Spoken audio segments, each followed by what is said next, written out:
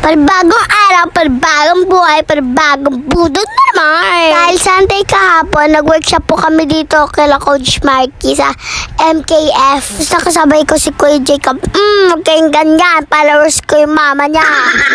Grabe, nagpa-picture sila sa akin. Wow, sikat yarn. Binala, napanood daw nila yung vlog ko dito sa MKF. Kaya nag-enroll sila dito. Gusto nila inaasan na nakita nila ako sa personal. Uy, ganda yarn. Grabe guys, pang-apat na session pa lang siya. Pero ang galing-galing niya na kumanta. Tapos yung pauwi pa lang kami, sabi ng mama niya, sabay na daw kami sa kotse nila. Papunta ng MRT. Uy, staray, nakakotse yarn. Ba guys, parehas po kami ni daddy na hindi kami sanay na sumakay sa kotse kasi parehas po kami susuka. Kaya nakatakip ako ng ilong. Comment naman po kayo dyan kung pati kayo nasusuka sa kotse. Ko alam, basta pagpasok ko talaga sa kotse, nasusuka na talaga ako, promise. Garam kung amin ng mayaman yun or sadyang mahirap lang talaga kami. Sana kasi kami ng kotse kaso walang parking. Nang rent ka naman ng parking dito, ang mahal, 4,000 te. Alam niyo na kaya wala kaming kotse. Guys, pakicomment naman kung taga-saan ka para malaman ko kung saan na nakalating tong video na to. Kay daddy, hindi ako masusaka sa coaching to kasi wala pa ang daman yung tiyan ko, te. Hindi pa ako kumain, te. Guys, nabitin ba kayo? Abangan yung part 2.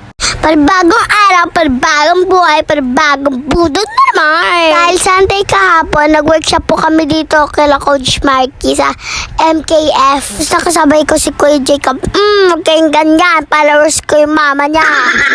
Grabe, nagpa-picture sila sa akin. Wow, sikat yarn. Binala, napanood daw nila yung vlog ko dito sa MKF. Kaya nag-enroll sila dito. Gusto nila inaasan na nakita nila ako sa personal. Uy, ganda yarn.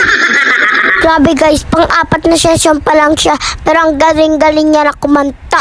Tapos yung pauwi pa lang kami, sabi ng mama niya, sabay na daw kami sa kotse nila. Papunta ng MRT. Uy, staray, nakakotse yarn.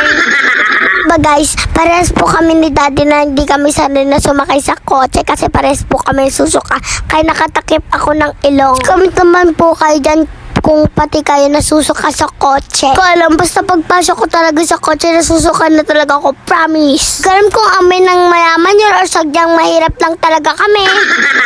Sana kasi kami ng kotse kaso walang parking. Nang rent ka naman ng parking dito, ang mahal, 4,000 te. Alam niyo na kaya wala kaming kotse. Guys, pakicomment naman kung taga-saan ka para malaman ko kung saan na nakalating tong video na to. Kay daddy, hindi ako masusaka sa coaching to kasi wala pa ang daman yung tiyan ko, te. Hindi pa ako kumain, te. Guys, nabitin ba kayo? Abangan yung part 2.